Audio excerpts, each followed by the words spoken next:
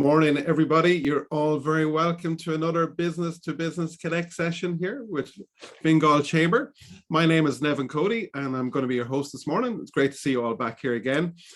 And for those of you who have not been on here before, just take a quick through run through the format for this morning. We're going to have an introduction from our president, Andrea Malai, in a few moments. Then we are going to have a guest. I will introduce that guest in a little while. We'll have a short conversation with our guest. And then we will have our breakout room sessions. We normally have a couple of rounds of breakout rooms. We'll wrap up the session then around 28 minutes past 10. We'll bring it back to the main room, wrap up the final session. But we do reopen some rooms, and I probably open 5 or 6 rooms. And then if you meet someone on here that you want to continue the conversation on with, you can say, let's meet up in room 5, and then pop into room 5 at the end. And then you can continue on your conversation there. And we'll leave that running then for a further 20 or 30 minutes or so for you to do a catch up or do a connection and another little bit of networking for yourselves. So you're very welcome. I'd like to welcome the CEO this morning, Anthony Cooney. Thank you for joining us here this morning, Anthony. And I'd like to open up this morning's session by inviting Andrea Malai to give us a few words. So good morning, Andrea. Good morning, Nevin, and thank you very much. Thank you to everybody for joining our Fingal Chamber networking event this morning. Whether you're a returning member, a new one, or are attending as a guest interested in learning more, you're most welcome. The Fingal Chamber seeks to champion, promote, and drive a strong vision for a Fingal that is the best place for business in Ireland. We help businesses of all sizes to grow and develop by providing members with opportunities to train their workforce, influence decision makers and policy, trade internationally, promote their business, and engage in important business matters and connect and grow business relationships. The Chamber operates and promotes subsidised training determined by business needs, customised and delivered locally through our Fingal Chamber SkillNet. Each year, members who work closely with us and schedule tailored training reduce their costs substantially. Our business networking opportunities help members grow their professional networks with exciting business and networking opportunities. Due to the pandemic, our B2B Connect series moved online with monthly virtual networking events. Our next networking event will be held in person, so normal service resumes, thankfully. For today's event, we have our guest speaker, Larry Maguire of Maguire Human Resource Management, and we would like to sincerely thank Larry for his input this morning. I do hope you know a little bit more about the Fingal Chamber opportunities and supports that are available to our members. If you're interested in finding out more, please visit fingalchamber.ie or drop a member of our team an email on info@fingalchamber.ie. I sincerely hope you find the event useful this morning and wish you every success with your business. I now hand you back to Nevin Cody of the Entrepreneurs Academy. Thank you. Thank you, Andrea. That's wonderful. Thank you for that lovely introduction, as always. So as you mentioned, we do have a special guest here with us this morning, and that's what you're all here to hear and not listen to me. Our gentleman this morning who's going to join us, he's a small business owner, he's a writer, he's also a researcher and facilitator and a psychologist, and we're going to talk a little bit about that this morning. He's got into business from around the age of 25 and has got 20 plus years in business, and he's done a pivot in the last period of time, which he's going to talk to us a little bit about. And he's also an amateur endurance sports person. I read on his profile that he's run over 80 marathons, which I was even exhausted just reading it, let alone thinking about doing it. And he aims to assist small businesses, self-employed people to find clarity and direction in their business. And he does also help artists and sports people as well. So it's going to be my pleasure to welcome this morning our special guest, Larry G Mcguire. Good morning, Larry. Good morning. Thanks very much for the opportunity. I really appreciate it. So a minor correction. I trade as Larry G Mcguire, Human Performance. So we'll get into that in a little bit maybe. But grateful to be here. Thanks very much. No problem, Larry. Thanks for that addition there. So I suppose, why don't we kick off with a little bit about yourself, your background and what's taking you right up to where you are today, and then we'll get into a little bit about what it is that you do. Sure. Okay, so, well, I found myself in the construction industry from day one. That's where I started, electrical and mechanical installations, and spent, you know, the vast bulk of my working life in that industry. Began working for myself around the year 2000. 2008, 2009 came around, and needless to say, work fell off the edge of a cliff, and I had to reassess, like many business owners at the time, just take stock of where I was, what I was doing. And in many respects, I felt a bit lost, to be honest, that all of a sudden the work that I knew so well, that had provided me with an income, was able to provide employment to other people and stuff, it was gone. So I found psychology, and or it found me, probably is a better way to put it. So I commenced in 2016 an honours degree in psychology at DBS. Straight after that, went into a master's in DCU, which I'll finish up round about next Easter time. And it really was, I suppose, rather than, although I'm in business for myself, this is very much about vocation and going somewhere that I really feel that I can put some kind of clarity on my own working life and maybe help other people in the process.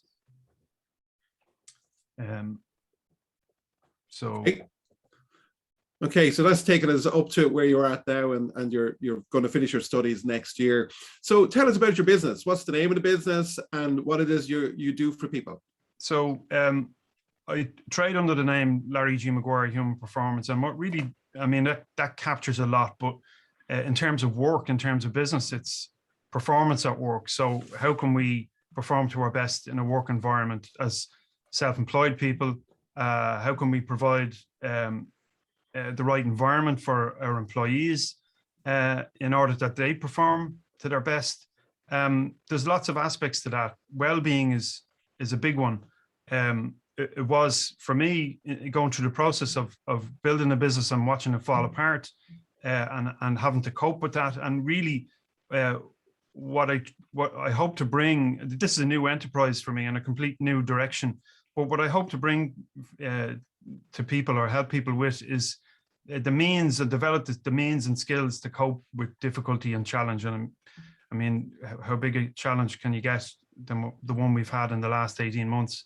The studies that I've undertaken have taken me further down into that kind of area.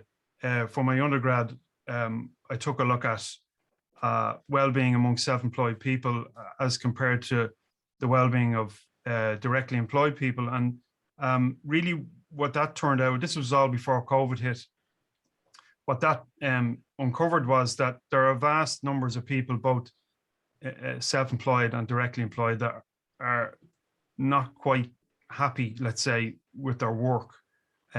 I would hope to maybe bring what I've learned and what I've come to understand about human beings and human behavior to try and help people with that. That's really kind of it in a nutshell. Of where. So how much then does the psychological side of things impact performance and behavior for us as individuals or as groups of people? Well, it's huge, and working for oneself, whether you're an employer or whether you're self-employed and you're just doing your own thing, the pressure to perform at work. I mean, we're in business to turn a profit. If we don't turn a profit, we fail to be viable, and that pressure can wreak havoc on us. I mean, I see us as living, breathing organisms, and then we go into this environment where we're forced to produce, and that can have detrimental effects on people. And I think the aim of the game is to try and build an environment for ourselves as individuals and for our staff where we can be comfortable, happy in our work. Now, I know happy is a bit of a fluffy term, but that's really what we're trying to do. And as it is in sport, where happy sports people perform well, it's the same in business. So we're trying to develop the skills to cope. We're not going to rid ourselves of the challenges of business. We have challenges with HR, we have challenges in finance, we have challenges in finding new business, in marketing ourselves, and all of these aspects of running a business. It's developing the means within ourselves to deal with those challenges. That's really key to the work that I wish to do with people. And do you work with individuals and groups together? Yeah, so where my background is self-employment. So where I really feel I can provide value is to the self-employed business owner, to the business director, and helping them build the structures they need to perform to their best. But also that extends to staff also, developing talent pools, helping identify the right people for leadership positions, helping organizations with that whole concept of leadership, business ethics. How can we act in work? How can we perform our work in our business and still behave ethically? I mean, this is huge. And we find, we look at examples from the business world. Most recently, you could say, even in the FAI here in Ireland, business ethics can go out the window sometimes when the pressure is there to perform and to produce the goods. So that's an aspect of my work also. There are many areas it can move into, but that's just a few. I'm always fascinated with this space, and humans are by nature unpredictable as individuals. We're not all one box. And and they have so many things, or we all have so many things going on in both our professional and our private lives all of the time. So I'm always curious, where does the psychology fit in? Do you have to work with individuals and then bring them together as a group, or how do you see it moving forward for yourself going forward? I think really what's key for any organization is the leader or the leadership team. If the leadership team understand their own values, have identified why it is they're in business, what it is they're doing, and really get down into the detail of it, then that can be, of course, you've got to involve your management team, you've got to involve your staff in the process. But where it starts is with the business owner. If the business owner understands themselves and understands their own ethical position, knows their own North Star, or has their own North Star, well, that's the point to start from. If that's not right, if the ideas and the ethics behind the individual are not maybe correct or a little bit flawed, if you're in it for the money, let's put it down to that. If you're in it just to turn a book, well, maybe you're not in it for the right reason.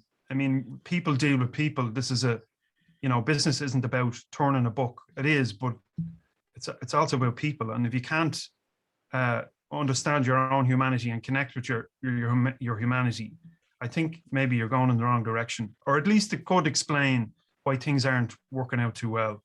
We really have to find that central ground for ourselves before we can move forward. Okay, brilliant. I just want to say to everybody in the room as well, if you have any questions, please pop them into the chat, or I might open it up at the end if we have time. I know on your website you talk about you help people find that clarity and direction, which is fantastic. But another area that is, I suppose, quite important at the moment, just after the lockdown, is anxiety and stress. And some people have anxiety because they're still at home and want to be back in the office, and some people want to stay at home and not be back in the office. And there's all this going on at the moment. So have you any thoughts around some simple things that we as solopreneurs here and small business owners could start adopting in our businesses that could help us with some of this? There's some very simple things we can do. It's oftentimes business owners, it's a very hectic existence. There's lots of plates spinning, lots of fires burning. I think we've got to try find a space where we can just tune out from all of that. Maybe sometimes we need help with it, but I found, although it's become trendy, and I really, I tend to steer away from trendy terms, and because they tend to lose their value as they become more popular. But what has been most valuable for me in the last, say, 10 years has been meditation, and finding 15 minutes to just tune out, or at least try to. our minds can be very active. We can be almost myopic about, the problems that seem to exist, and it's tuning out from that can be quite valuable. Also, journaling is a very good tactic I have found, and what it allows you to do also is reflect, to go back 6 months or 12 months on how things were as you went through that difficult period, and read back on the notes. It helps self-reflect. It helps to form some alternative ideas about the situation that we're going through. So taking out a simple diary or journal on a daily basis and taking a note at nighttime before you go to sleep. These are very simple things, but they're very effective in helping us just recalibrate on a daily basis. That's just a couple of things that people can do to manage the difficulty, the challenge of being in business for yourself. Oh, brilliant. So what are you offering to us then as businesses here today? What are you going to offer us as an offering, as a product, as a service that we should maybe investigate, or if we were to talk to you later today, just to give you a chance to put a little sales pitch here at the end? I've never been great at sales pitches, but I mean, it's about sometimes, like I have found, and I can only reflect on my own time in the height of trying to manage a small business. I've found that in business for oneself can be a very lonely, challenging place. And although we have network events and we have, we engage with people on a daily basis, and that can help us. Sometimes we need, and it's something I needed probably at the time and I didn't have, was somebody to say, look at this over here, or why not go this direction, or watch out for that pitfall there, watch out for that hole in the road. And that's what I aim to do. That's what I hope to provide people with, is an alternative perspective. Let's say from outside the challenge. When you're in it, it's very difficult to see where the problems lie or where the pitfalls are. But from outside it, maybe there's more clarity. And when we're working with somebody who knows the ground, who is familiar with the challenges, that can help us navigate. And that's essentially what I hope to do for business owners, is navigate that difficult terrain, because it is very difficult, particularly at the moment. Yeah, and there's always continuous obstacles coming at us, be it COVID, be it foot and mouth, be it volcanoes. There's always going to be something in the environment that going to keep coming at it. So I don't see that as a sales pitch. I see that as something that we all possibly should explore and buy and purchase for our business and for ourselves. So it's always easier when you don't have to sell it, when you're just pointing out that it's something we actually should need in our lives. It's very important. It's very important for us to take stock and just assess, and maybe sometimes we need assistance with that. I see the work I have moved into now as vocational. I mentioned that before we start. I am in business. I do have to be business-like, and people expect that. But really, it means more to me to be involved in this area than simply turning a shilling. It has to be, Great. Well, Larry, thank you very much. What I want to do before I do a final wrap up, is there any questions in the room? Nothing has been put into the chat yet. Does anyone like to jump in with a question? Nevin, maybe I could just ask one quick question of Larry. Like, first of all, is it really 80 marathons that you have completed? Because I'm astonished by that figure. But what one key call out from your sporting background has really helped you in your business life, Larry? What throwing yourself into sport and into marathons, in my case, helped me do was focus on myself and tune out from all of the problems that I had. You've no choice when you're out running marathons to put the blinkers on and just get into it. It might be difficult, it might be painful at times, it might even be very painful at times. But if you want to get to the finish line, you've got to almost ignore the difficulty, not ignore it, but it teaches you to keep going when things are difficult. It's almost a metaphor. Sport is a metaphor for life, and running for me helped provide something else to do, to focus on when business was so difficult. And and I learned a lot about myself in the process. I really would recommend sport, any sport. I mean, it's really great for the brain is like this virtual chemical factory, and when we engage in sport, our body produces these endorphins that pump around our body and put us in better mood. It's recognized in research that sport helps us manage and cope with stress and anxiety. That's another tip. You know, if you want to try and deal with the challenges of work, get out and go for a walk, even if that's your bag, or get into the gym, do something to get those endorphins pumping, you know. Brilliant. Well, let's go and first of all, wrap up this session and get the endorphins even flowing further by getting into some breakout rooms, if that's okay with yourself, Larry. Yeah. So, Larry, thank you for coming on here this morning. I know it was a bit of short notice for you, but thank you very much. It was fascinating, and I wish you lots of success into the future. Many thanks. So, everybody, we are going to open up our breakout rooms now. There's going to be about 4 people per room. We're going to have time for about 2 rounds of this. So we'll put you in there together. I'll give you a countdown. We'll bring you back in, and then we'll swap it around. And I know, Larry, you're hanging around for these sessions as well. And I'll bring you back around 28 minutes past, and we'll wrap up the session. And then, like I said, I will open up some further meeting rooms then after that. So I'm opening those rooms now.